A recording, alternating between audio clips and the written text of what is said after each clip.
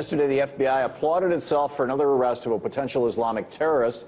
The suspect, a 21-year-old Maryland man, was under surveillance by the FBI for months.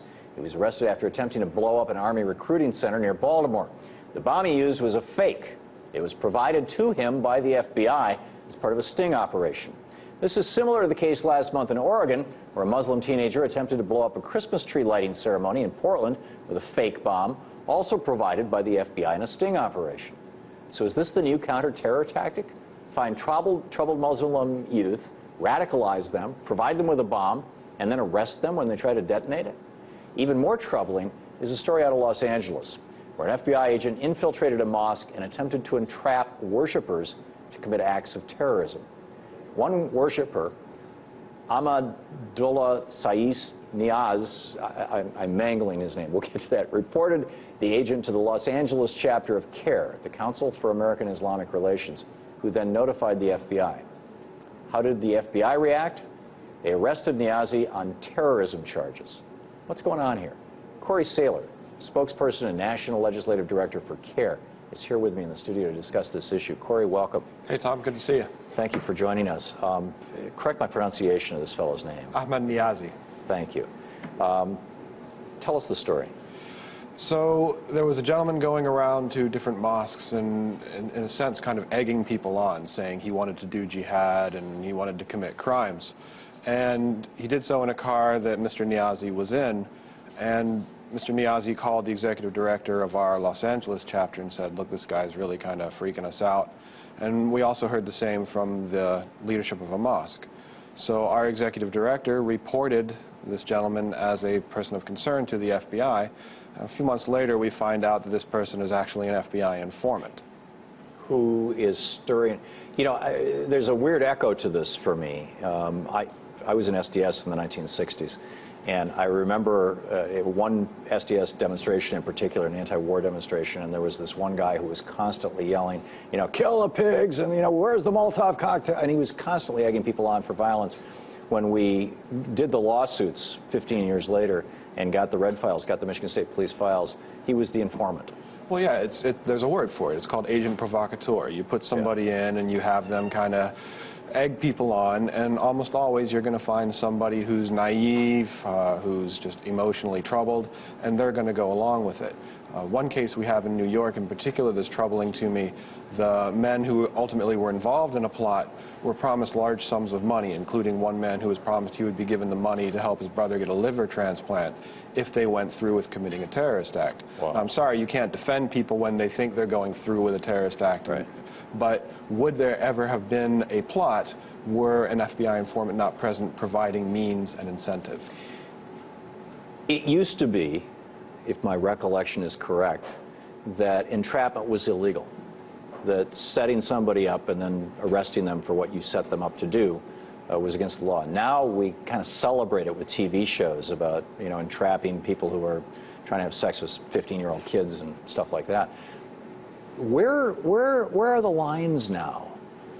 To what extent is what the FBI is doing, you know, not just an issue of morality, but an issue of legality?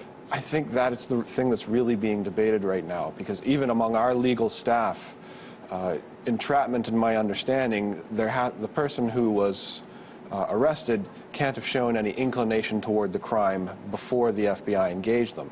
And in the case in Baltimore that you were talking about, the man had clearly, or at least according to FBI filings, the man had reached out to 3 people and tried to engage them in some kind of plot. So he was inclined that way anyway. But what it so really then it's not entrapment. Then it's... I'm not a lawyer, and I'm not his lawyer, so right. I can't say that for certain.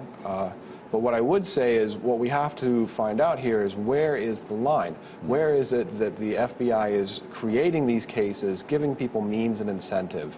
And again, in that California case that we already talked about, New York, possibly in Oregon, we see these things that look very troubling to us. People that are already sort of mentally disturbed, being sort of led along into committing these crimes. And again, if they thought they were committing a crime, then I can't defend them.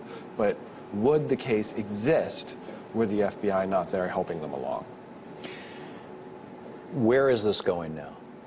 Are you, these particular cases, where are they going? Well, it has to play out in court. I think the legal community that represents civil liberties interests in the United States has to develop a response to it. And I think we also have to look at the focus that's being put on the Muslim community. You know, my guess is if the FBI were trying to infiltrate the white supremacist community and provide them with the same means and incentive, we'd be seeing a lot of those kind of cases, these kind of cases. There'd be a lot of blowback. But they're not. It's just Muslim after Muslim after Well, Muslim. you know, during the Bush administration, to me, it's us that's being targeted. No questions and asked. I mean, during the Bush administration, there were the guys down in Miami and some guys in New York who were basically just kind of stumble bums. I mean, they were total screw-ups, and they were essentially set up, and everybody was ridiculing the Bush administration for that, and it was widely. Sure. They were widely ridiculed in the media. I don't see that happening now. Is that because President Obama is president and there's this thought that, well, you know, we have a new day in America, George Bush is gone, and now we're going to do things right, and we can't imagine that we might not be doing things right? Well, I think the case in Miami was really ludicrous because the men asked for binoculars and combat boots so they could go and surveil the Sears Tower building in Chicago. Right. But the difference is that now the FBI is sort of giving them a bomb, letting them, or what they think is a bomb, letting them place it in front of a building and letting them think they're setting that off. And that's a different level than just an informant who's possibly providing combat boots and binoculars to people who are showing an interest. But again, where is the line that there would actually be a prosecutable case here if you did not have the informant?